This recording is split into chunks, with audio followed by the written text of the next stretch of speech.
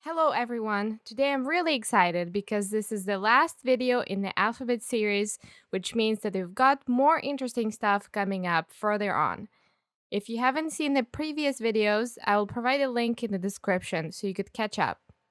The final letters of the alphabet consist of just 4 letters that are new in both how they look and how they sound. As usual, I will address them by the sound they stand for. There is no direct romanization like with other letters, so it won't be as convenient to represent them within English, but I'll try my best. The 4 new letters are E, Y, Sh, soft sign. This does not have sound, but affects how other consonants sound. The first letter is E. Usually it's romanized as Y, but the next letter is romanized as Y as well, so I'll distinguish them by this little dash in between. This letter stands for the sound E, and this sound can be found in Y as in myth or I as in it. The next letter, which is, as I already said, romanized as Y, is Yot. It stands for the sound Y, which is equivalent to Y as in boy and Y as in yellow. So again, the top letter is E and the bottom one is Y. Now, you've seen Ya, You, Ye, and Yi before. Any idea why I'm showing them to you again? Well, the answer is in how they sound. They all have Y in common, which is Yot or Y sound. The way it works is that Ya, You, Ye, and Yi in most cases stand for 2 sounds, Y plus the corresponding vowel. So that Y plus A becomes Ya, Y plus U becomes U, Y plus E becomes Ye, and Y plus E becomes Yi. You don't really need to remember how this all comes together, but it helps when the correlation between letters is explained. So now the third letter is Sh, and just like Ya, You, Ye, and Yi, it stands for the 2 sounds. These are Sh and Ch, which are combined together. You saw these sounds before in the letters Sh and Ch, respectively. Back to our traditional format, the letter Sh stands for the sound Sh-Ch, and it's kind of similar to the Sh as in Kashchak, if you say it really fast. This is the letter that you'll have to master if you want to order borscht like a pro. Just kidding, you'll most likely be understood anyway. The last letter is called the soft sign. Its only function in life is to soften preceding consonant. It's hard to explain, so let's look at some examples. Here is the list of some regular consonants and their romanization.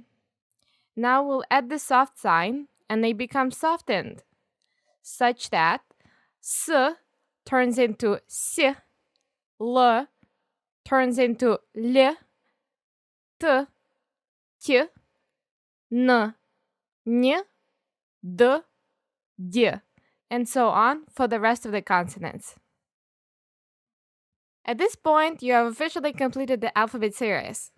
Congratulations! And for those who stayed until the end, I have some bonus content.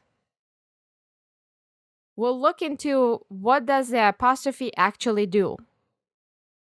The main difference between an otherwise identical word containing an apostrophe and one that does not contain an apostrophe is that there is a very small pause that forces you to enunciate the preceding consonant.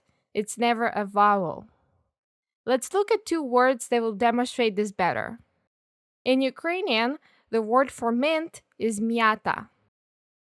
And in Russian, it's myata, which doesn't have an apostrophe.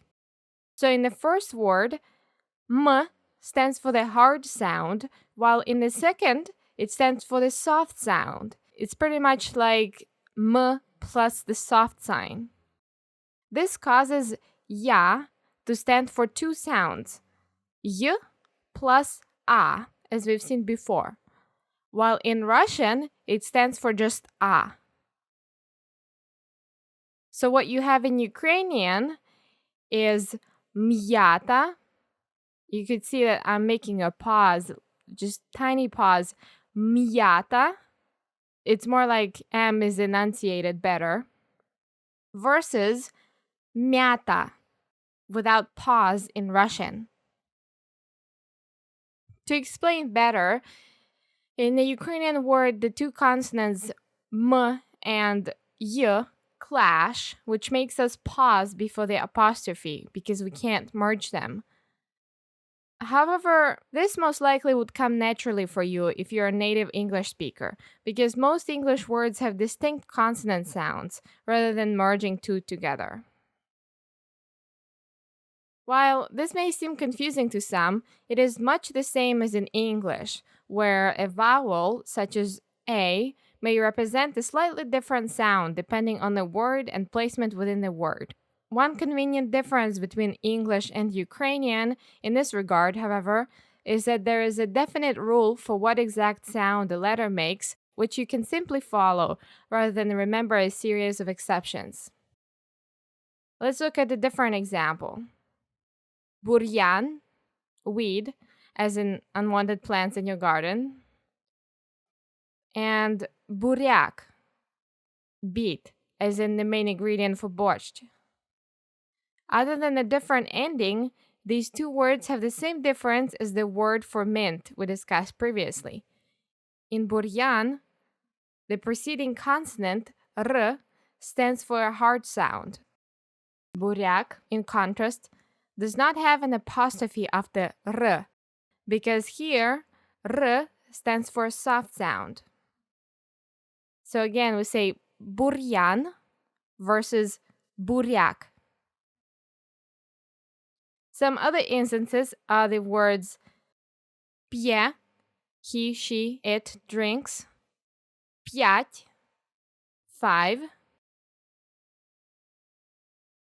q, just like the letter Q,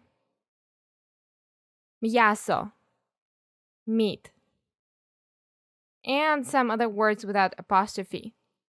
Rяд, a row, дядько, an uncle, пів Європи, half of Europe. Hopefully this additional content wasn't too confusing. If you're still having trouble with it, you can comment below the video and we'll try to address that. Or if you have any suggestions or other comments, we'll be happy to read them. But this is it for now. And we've covered these 4 letters and some additional content. Let's recap.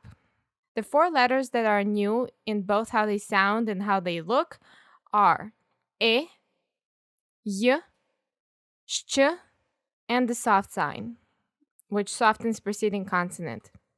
Yay! This concludes this video and the alphabet series, but don't worry, more content about the Ukrainian language, culture, and history will be coming soon. I hope to see all of you in the next video about syllables.